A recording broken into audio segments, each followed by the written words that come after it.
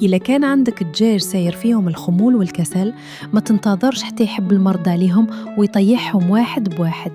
وكنهضر هنا خصوصاً مع أصحاب الدجاج البياض ديال الاستهلاك. إلا لاحظتي غير البداية، دير هاد الوصفة السحرية والبسيطة.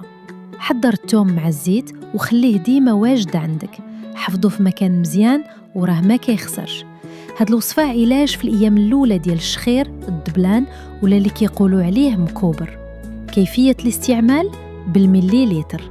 الدجاجة الكبيرة 1 ميل في الفم مباشرة. الدجاج المتوسط 0.7 ميل. الكتاكيت فوق 15 يوم 0.5 ميل. كتعطى مرة في النهار ولمدة 3 أيام، ويفضل في الصباح قبل الماكلة. كل هاد الشي باش نوصلوا للدجاج صحي نشيط وإنتاج زوين بإذن الله.